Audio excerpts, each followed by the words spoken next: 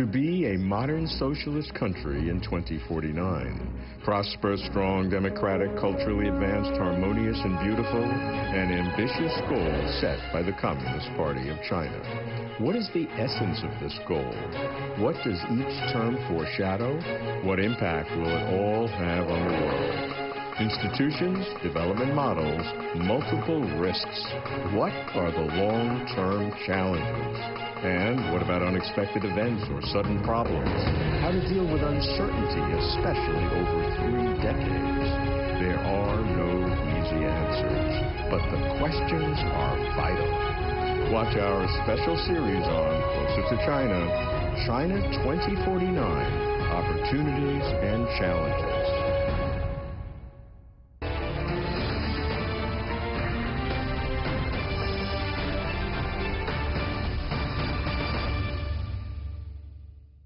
To President Xi Jinping, for China to become a fully modernized socialist country by 2049, for China to realize the Chinese dream, it must be beautiful.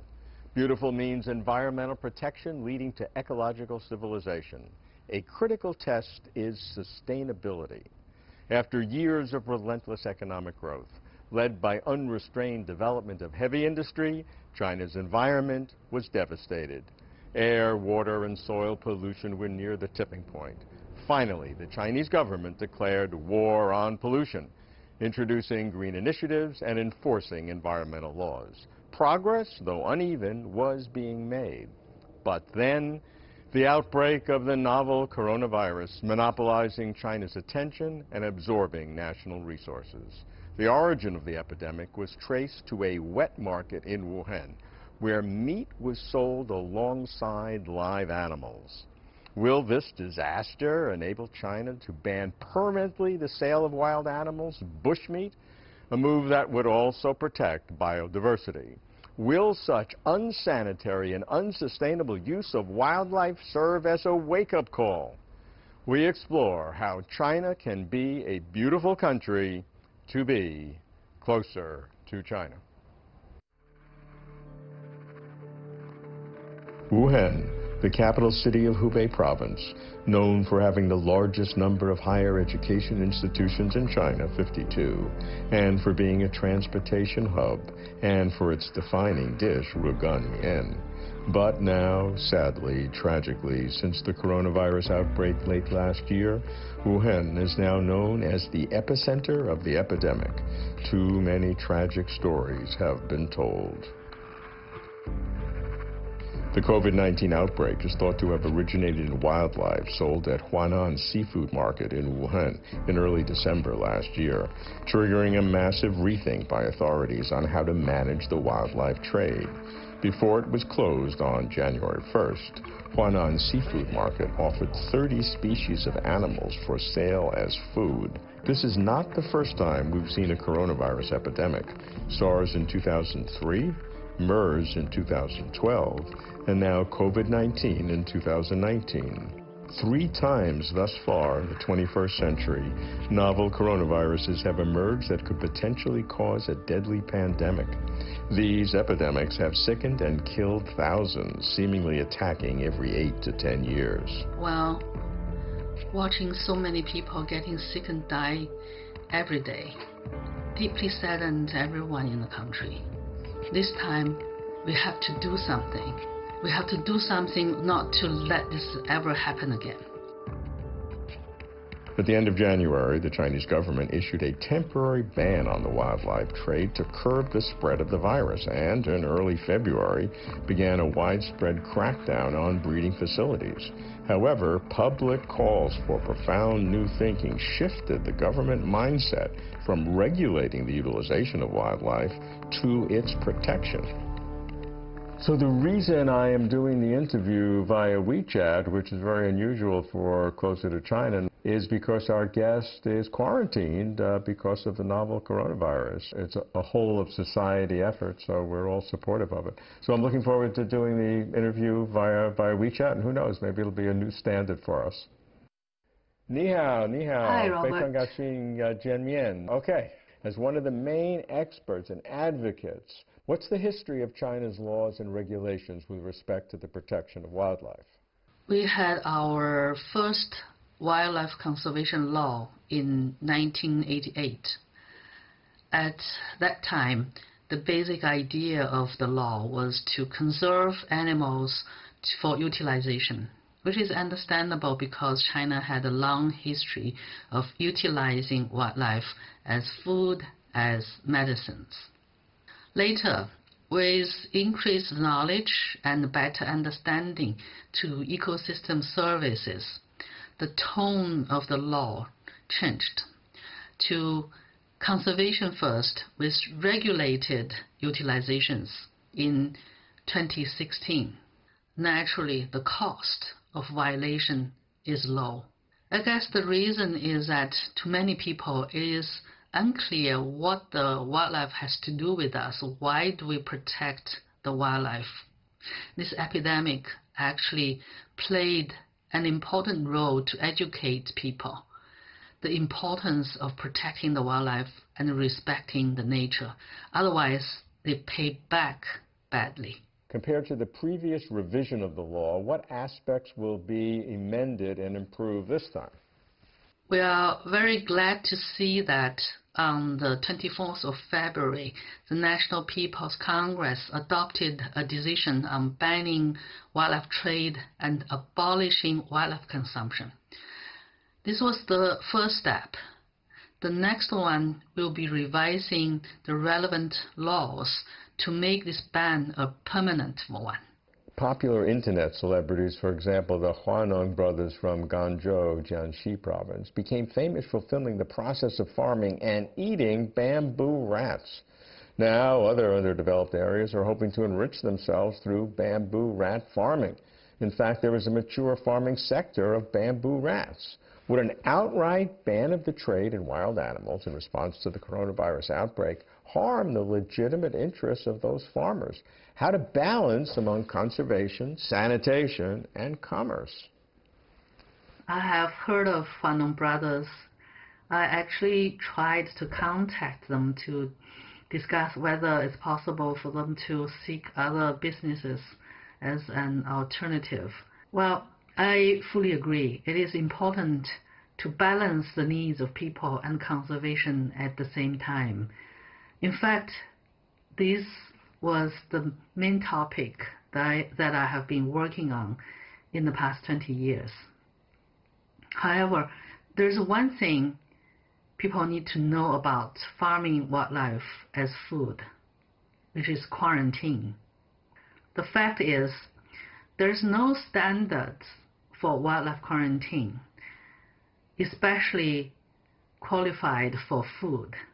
And to develop such quarantine standards, sophisticated scientific researches, or at least clinical observations, has to be done to learn about animal diseases. It can be expensive. This is perhaps why the quarantine standards are not available to many wildlife species. This has made most wildlife products in the market and restaurants illegal and unsafe, including bamboo rats.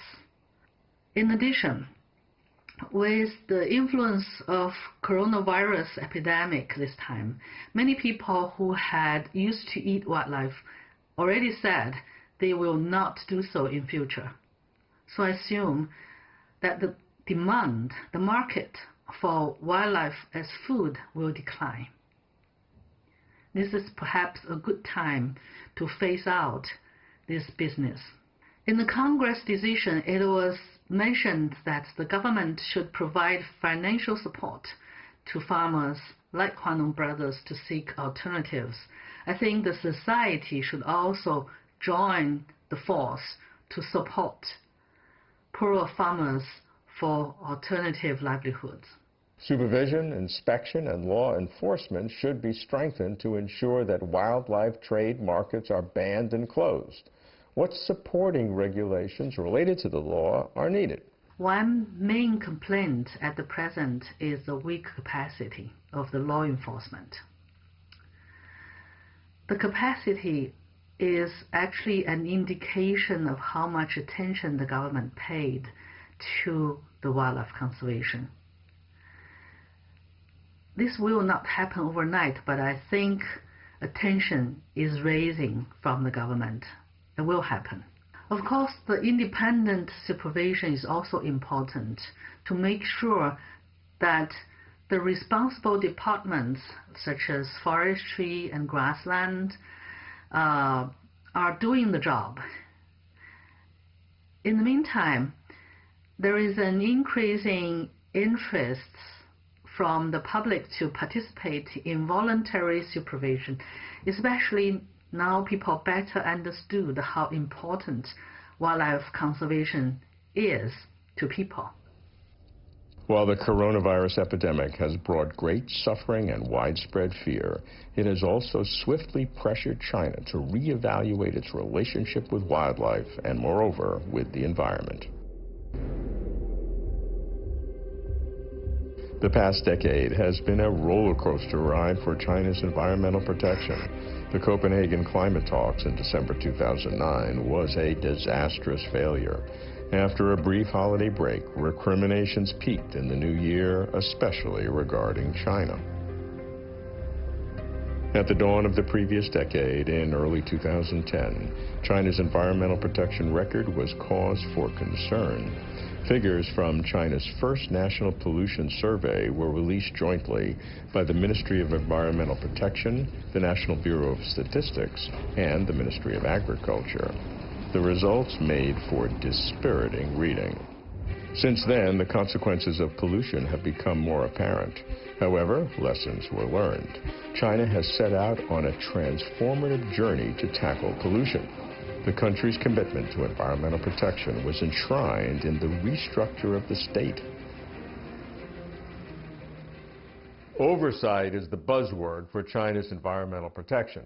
The Central Environmental Inspection Group struck hard against complex vested interests behind local protectionism. For the latest round of environmental oversight, what's the current situation and what are the challenges?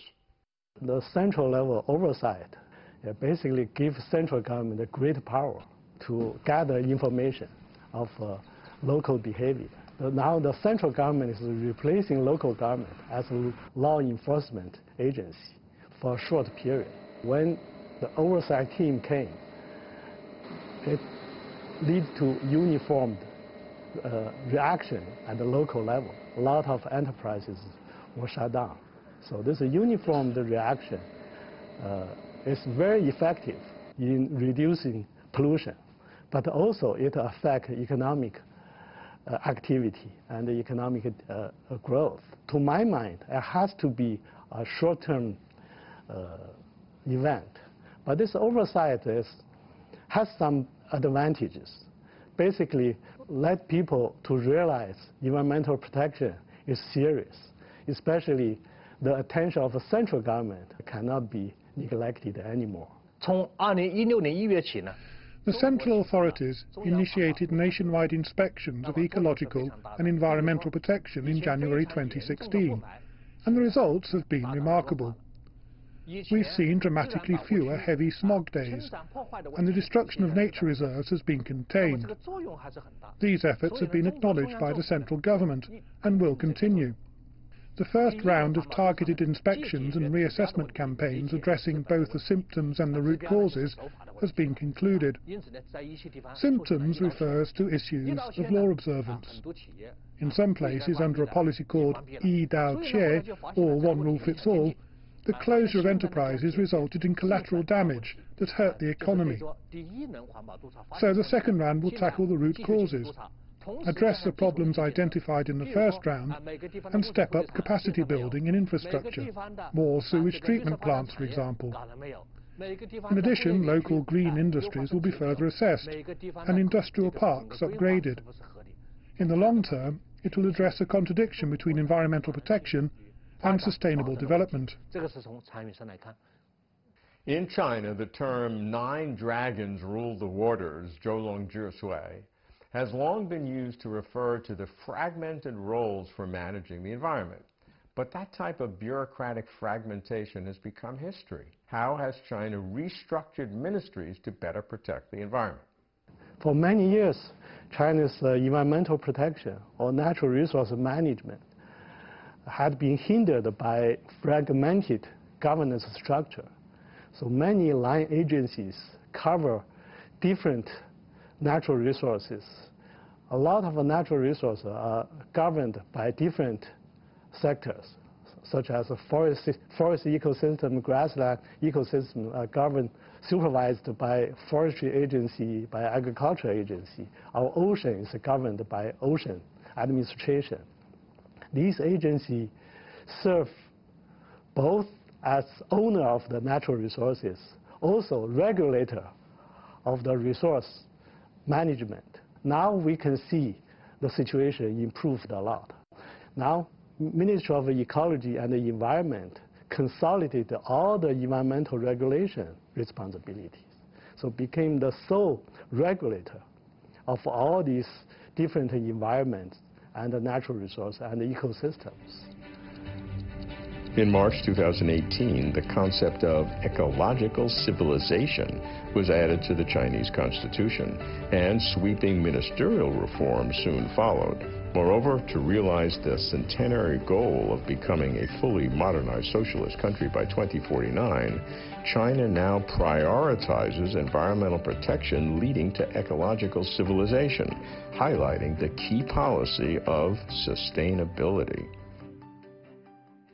For the past 4 decades, China has impressed the world with its booming economy. However, in the long run, sustainability is the critical test.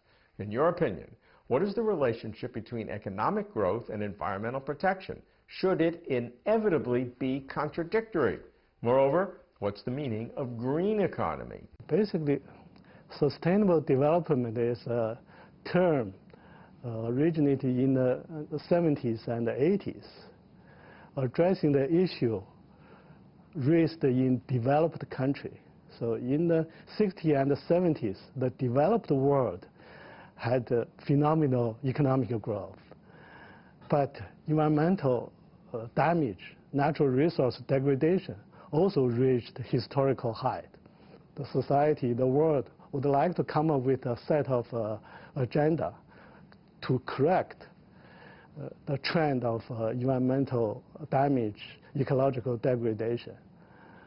Currently, China at a similar stage. We have had 4 decades of phenomenal economic growth, but our environment had been a great concern. The past decade or future couple of decades, I think, will be the turning period for China to change its economic growth model toward a sustainable development path. 2007年生态文明进入党的17大的报告。 In 2007, the term ecological civilization was written into the report of the 17th CPC National Congress. Since then, China has been stepping up its environmental protection work. In 2012, ecological civilization was written into the party constitution, and in 2018 into the Constitution of the People's Republic of China. Environmental protection since then has gained increasing momentum. The achievements can be summarized as follows. First, personally, I think the smog is not as serious as before. We occasionally have smoggy days, but the frequency and severity are significantly less compared with 2013, 2014 and 2015. Second, water quality is much better, considering how heavily polluted some water sources were 3 or 4 years ago. Third, enterprises are more compliant with the law. When the Environmental Protection Law was revised in 2014, heavy penalties, including the type of daily sanctions enforced in the Western developed countries, and mechanisms such as public interest environmental litigation, were added. Breaking the law is no longer a cheap option. In fact, it can lead to fines and even imprisonment. Fourth, people's awareness has been raised. As someone who studied environmental protection, I found that the farmers and my friends didn't see the importance of protecting the environment when I went back home and talked to them a decade ago. But in recent years, when I've been back, I found that they're particularly concerned about protecting the wildlife that has fallen victim to the polluted environment.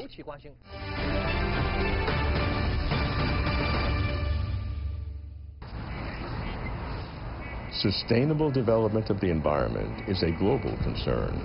After decades of rapid economic growth, China has become the world's largest emitter of greenhouse gases. But China's role in global environmental governance has changed dramatically as the country has transitioned to a green way of thinking. China's stance on climate change has shifted from a defense of its right to emit on a per capita basis to promoting low-carbon development as a national strategy. The past decade has been a roller coaster ride for China's environmental protection. What have been the key events in the transformation process? I will go back to 2006 to 2010, basically the period of China's 11th five-year plan period. For the first time, Chinese government launched numerical goals for environmental improvement, such as energy intensity, 20% of energy intensity reduction by end of 2010. 10% of all major criteria pollutants by reduction goals by year 2010. So that, I think, is a very important turning point for China. Implied Chinese government has become serious about environmental protection. A second milestone is China's pledge in year 2009, COP15 in Copenhagen. So that was the first time Chinese government positively respond to international call for greater effort in climate change. The third milestone, I think, is year 2011. Corresponding to China's Copenhagen commitment, Chinese government set aside carbon trading scheme in 7 pilot cities and provinces, marking the first time the Chinese government started adopting economic policies into climate change strategy. Another major stepstone is, I think, after 2013, the huge national campaign against air pollution. In year 2015, at COP21 in Paris, Chinese government committed that China's carbon emission will reach peak at 2030. So it's another step forward. In 2018, Chinese government launched environmental tax. As an environmental economist, this is another great step forward in environmental protection. The failure of the Copenhagen Climate Change Conference in 2009 catalyzed China to rethink its approach to international cooperation. Over the past decade, the Chinese government has been developing delegations to have routine dialogues with civil society and media, both at home and abroad. In year 2009, China made its first positive commitment in carbon reduction.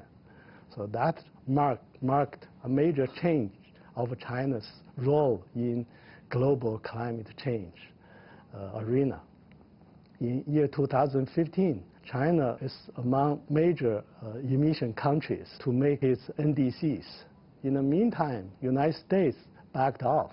So China seemed to become the world leader in global climate change. This leadership role also is correlated with its task of carbon reduction. And going into year 2020, we encountered 2 new challenges. China, as the world's major carbon emitter, will have to reevaluate its commitment and the goals China set in Paris. Second, starting last year, China's per capita income rose past $10,000 per capita. So China now becomes the world's high-income country. China's international position changed from low-income country to relatively higher-income country. Its role in global effort will have to change. However, challenges remain. The calm and stable domestic and international environment that enabled China's economic miracle is apparently long gone. Sustainability has become the long-term test. But considering the 2020 deadline of the Paris Agreement, is China ready for a larger leading role in global environmental governance? We shall see. To address all the important environmental challenges, I think we need to pay attention to three aspects. First, we need to enhance the roles of non-government organizations. Basically, we need to raise the awareness of the local government enterprises, but also pay attention to the important roles played by civil societies. Second, we need to complete the institutional reforms addressing environmental issues, such as energy sector reform. So we would like to introduce a greater portion of renewable energy, enhance our energy structure. The third is that we need to adopt in a greater level of market-based policy and economic policy instruments. To me, the term beautiful is not just a physical look, but the inner balances or harmony between healthy people and healthy environment and nature, between the modernity and the tradition. The challenge, however, is about our own. Can we truly reflect and correct the mistakes we make? I remain hopeful.